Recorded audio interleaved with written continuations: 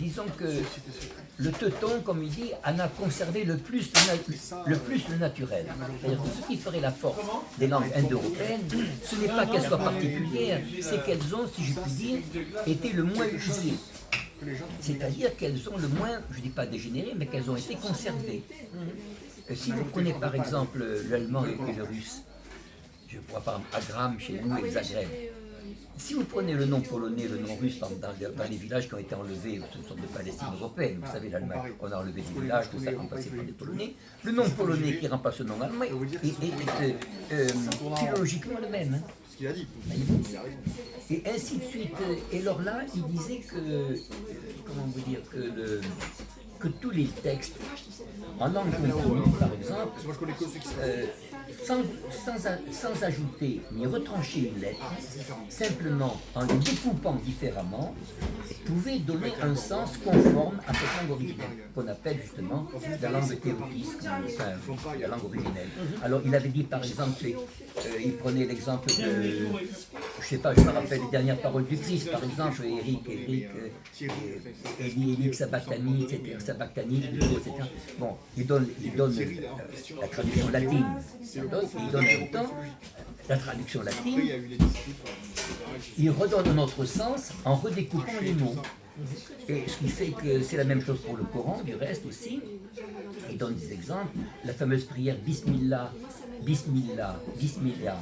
Il dit que Léa signifie la constellation, 1000, lactée, bis en allemand, toujours le même sens, c'est-à-dire jusqu'où, Bismillah, ça veut dire jusqu'à la constellation lactée, c'est-à-dire c'est une phrase qui a un sens.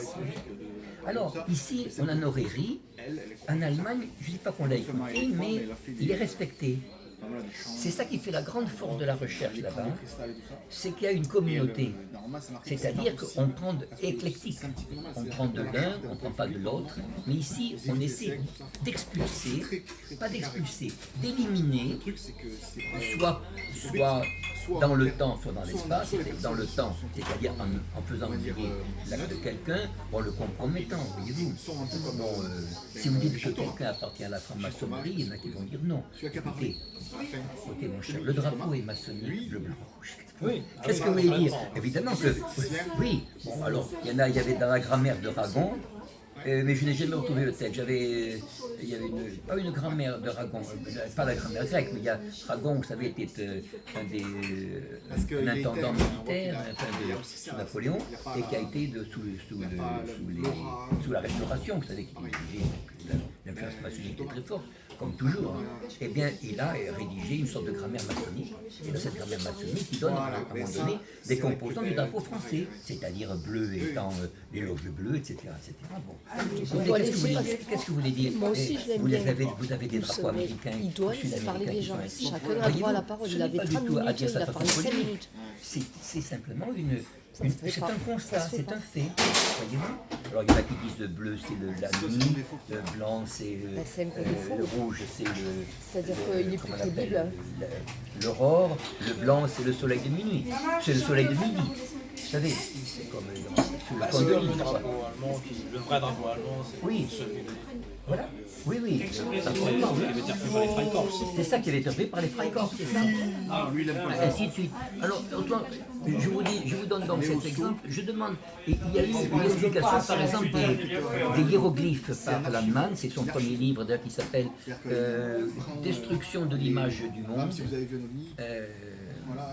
Ou secouement de l'image du monde, Weltbilderschütterung, et dans lequel il donne, je trouvais ça remarquable, il montre qu'il y a des lettres, que nos lettres dites latines se retrouvent dans la langue universelle, et que dans le bec des oiseaux, qu'on trouve par exemple sur les becs des oiseaux, dans les hiéroglyphes par exemple, on peut trouver des lettres, ils forment des mots à partir de là.